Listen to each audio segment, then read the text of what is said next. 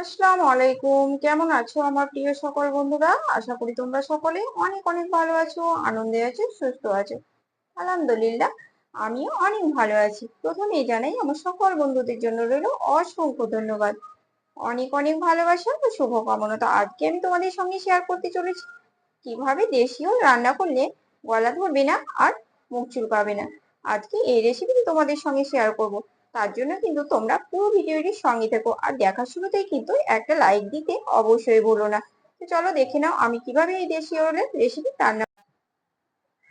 তো এই দেখো আমি মস্ত বড় একটা ওল নিয়ে নিয়েছি, আর ওলটা দেখতেই পাচ্ছ অনেকটা বড় সাইজের। তো এটা হচ্ছে দেশি ওল, মানে বাজারে যে ওলটা পাওয়া যায় হাইব্রিড, এটা কিন্তু সেটা নয়। তো এটা হচ্ছে দেশি ওল। তোমাদের আমি একটুখানি দেখিয়ে দিই উল্টিয়ে, দেখো কত বড় ওলটা। তো এই ওলের রেসিপি আজকে আমি তোমাদের করে দেখাবো। তো আসলে অনেকেই আছে যারা এই দেশি ওলটা খেতে একদমই পছন্দ করে না, আসলে ভয় পায়। কারণ হচ্ছে যে এটাতে গলা ধরে, তারপর মুখ চুলকায়, এই ভয়ে কিন্তু অনেকেই আছে যারা দেশি ওল একদমই পছন্দ করে না বা খেতে পারে না, মানে ভালোবাসলেও খায় না, শুধুমাত্র মুখ চুলকাবে বা গলা ধরবে বলে। তো আমি যেভাবে রান্না করি সেভাবে যদি রান্না করা যায় তাহলে একদমই গলা ধরবে না আর মুখও চুলকাবে না, কারণ এই ধরনের ওল কিন্তু মানে খুবই টেস্টি হয় এই দেশি ওল। আমার আবার হাইব্রিড ওল একদমই পছন্দ হয় না, আমি ওই ওল একদমই খাই না। ওটা মনে হয় যেন একটা আলুর মতো, আর এই ওলটা অসাধারণ লাগে। তো চলো দেখে নাও আমি কিভাবে রান্না করি এই ওল। তার জন্য কিন্তু তোমরা পুরো ভিডিওটি সঙ্গে থেকো। তো প্রথমে আমি এই ওলটাকে সুন্দরভাবে কেটে নেব। তো চলো এই ওলটাকে আমি এখন কেটে ফেলি। তো এই যে ওলগুলোকে কিন্তু কেটে নিয়েছি, আর দেখতেই পাচ্ছ কিভাবে কেটেছি, চারকোনা চারকোনা সাইজ করে, একটু মোটা মোটা করে। এটা কিন্তু খুব পাতলা করে করলে একদমই পাতলা হয়ে যাবে, ভাজলে একেবারে চিমড়ে হয়ে যাবে। তো এভাবে কিন্তু কেটে নিতে হবে ওলগুলোকে। তো আমি সুন্দর করে কেটে নিয়েছি, কেটে কিন্তু ধুয়ে একদম পরিষ্কার করে জলটাকে সরিয়ে নিয়েছি। আর এই যে সঙ্গে দুটো নিয়ে নিয়েছি হরিতকি ফল, তো এই দুটোকে এখন সুন্দরভাবে শিলের মাধ্যমে আমি শিলের সাহায্যে এটাকে বেটে নেব। হয়ে গেছে, এবার আমি ওলগুলোকে তেলের মধ্যে দিয়ে দিচ্ছি।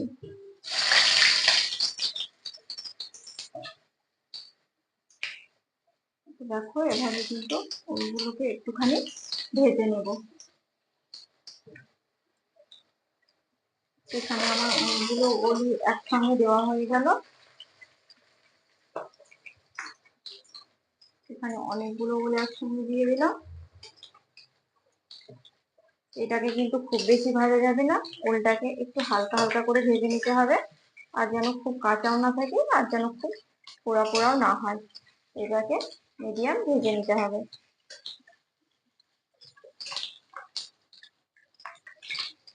তো ওলগুলোকে এবার আমি একটুখানি এপিট ওপিট করে দেবো। একটা পিঠ হয়ে গেছে, একটুখানি উল্টিয়ে দেবো নেড়ে চেড়ে, তারপর আরো একটুখানি ভেজে নেব।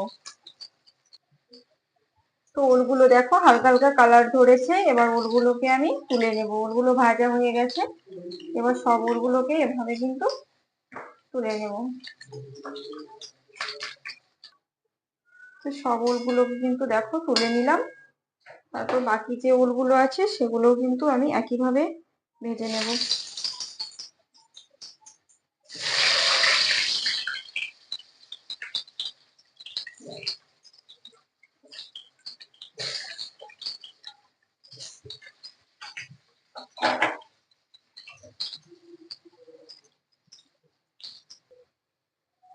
তো এগুলোও কিন্তু ভাজা হয়ে গেছে, এগুলো এবার আমি তুলে নিব। তো দেখতেই পাচ্ছ শুধু সামান্য একটু রং ধরেছে। ওল কিন্তু বেশি ভাজার দরকার নেই, খুব বেশি ভাজা হয়ে গেলে কিন্তু এটা রান্নাটা একদমই ভালো হবে না, নরম হবে না, চিমড়ে চিমড়ে হবে ভাব। তো এভাবেই কিন্তু হালকা ভেজে নিতে হবে ওলটাকে।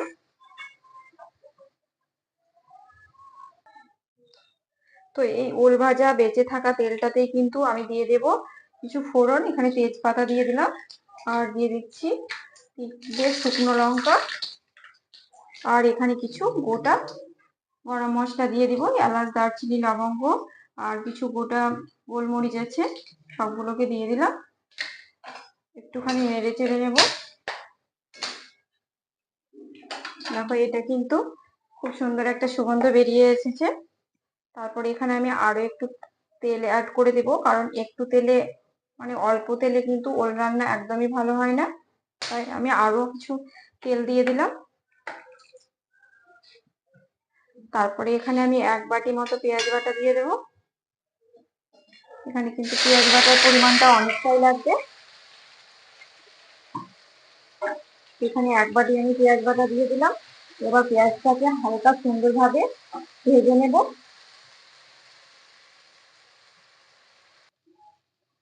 তো এখানে দেখো পেঁয়াজটা কিন্তু অনেকটাই কষানো হয়েছে। পেঁয়াজটা কাঁচা কাঁচা থাকলে কিন্তু একদমই ভালো লাগবে না, তাই এভাবে কিন্তু ভালোভাবে পেঁয়াজটাকে কষিয়ে নিতে হবে। তো পেঁয়াজটা একটু কষা হয়ে গেছে, ভাজা হয়েছে, এবার আমি দিয়ে দেবো পরিমাণ মতো আদা রসুনের পেস্ট। এখানে কিন্তু আদা রসুনের পেস্টের পরিমাণটাও অনেকটাই লাগবে, তো তোমরা এখানে দেখে নাও। এই যে দেখো আমি কিন্তু অনেকটাই আদা রসুনের পরিমাণটা দিয়ে দিচ্ছি, নইলে কিন্তু গ্রেভিটা ভালো হবে না আর খেতে কিন্তু একদমই ভালো লাগবে না। তো এখানে আমি আদা রসুনের পেস্ট দিয়ে দিলাম অনেকটাই, মানে মাংসের মতো আর কি। এখানে আদা রসুনের পেস্ট দিয়ে দিলাম। এবার আমি সুন্দর করে এটাকে নেড়ে চেড়ে নেব। তারপর এখানে আমি 1 চামচ হলুদ দিয়ে দিচ্ছি, আর দিচ্ছি টেস্ট অনুযায়ী 1 চামচ লবণ। তারপরে এটাকে আরো কিছুক্ষণ আমি ভালোভাবে কষিয়ে নেব, যেন আদা রসুনের কাঁচা কাঁচা গন্ধটা চলে যায়।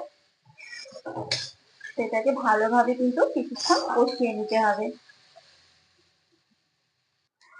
তো এখানে মশলাগুলো কিন্তু সুন্দরভাবে কষানো হয়ে গেছে, আর কিন্তু কাঁচা কাঁচা ভাব থাকবে না আদা রসুনের বা পেঁয়াজের।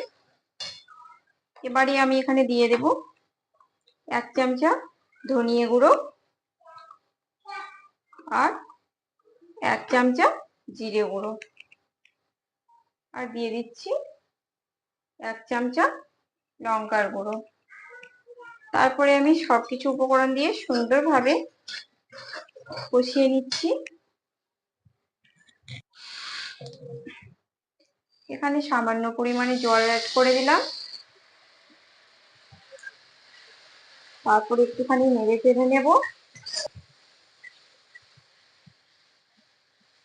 তারপর এখানে ভেজে রাখা ওলগুলো দিচ্ছি। তারপর এটাকে সুন্দরভাবে নেড়ে দেব। তারপর এখানে আমি দিয়ে দিচ্ছি এই যে দুটো ফল নিয়ে নিয়েছিলাম হরিতকি, সেটাকে সুন্দর করে আমি বেটে নিয়েছি শিলের সাহায্যে, এটাই আমি দিয়ে দেব। তারপর এটাকে সুন্দরভাবে একটুখানি কষিয়ে নেব। কিছুক্ষণ এটাকে সুন্দরভাবে কষিয়ে নিলাম।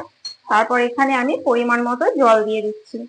জলটা পরিমাণ মতো লাগবে, যেন ঠিকভাবে ওলগুলো সেদ্ধ হয়। এখানে আমি ওলগুলোকে ডুবিয়ে দেখো জল দিয়ে দিলাম। এবারে এটাকে আমি কিছুক্ষণের জন্য ঢাকা দিয়ে দেব, ফুটিয়ে আর মিডিয়াম ফ্লেমে রেখে দেব, যতক্ষণ না ভালোভাবে সেদ্ধ না হয়। তো এবারে দেখে নেব ঠিক কেমন হয়েছে রান্নাটা। তো মাশাআল্লাহ খুবই সুন্দর হয়েছে, দেখো একদম গায়ে গায়ে হয়েছে, তাতে কিন্তু খুব বেশি ঝোলও থাকবে না, আর একেবারে মনে হচ্ছে মাংসের মতো।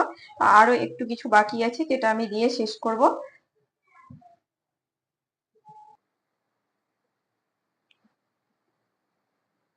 তো এই যে দেখো ওল রান্না কিন্তু রেডি হয়ে গেছে। এবার আমি তোমাদের দেখিয়ে দিই একটুখানি যে ঠিক কেমন হয়েছে ওল রান্নাটা।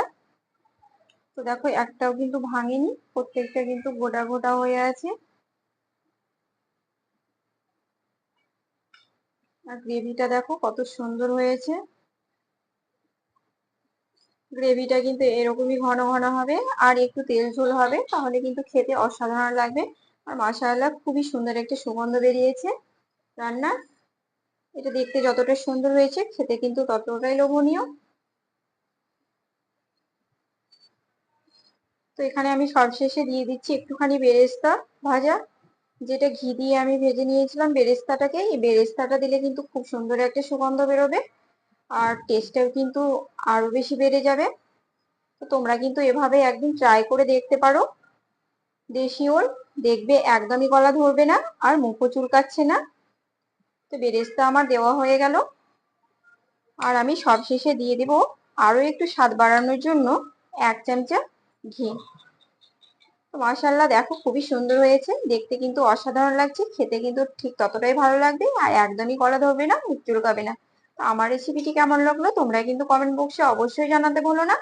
আর ভালো লাগলে আমার চ্যানেলটিকে লাইক, শেয়ার, কমেন্ট ও সাবস্ক্রাইব করে আমার পাশে থেকো। সবাই অনেক অনেক ভালো থেকো, সুস্থ থেকো। দেখা হচ্ছে তোমাদের সঙ্গে আরো একটি নেক্সট রেসিপিতে। আল্লাহ হাফেজ।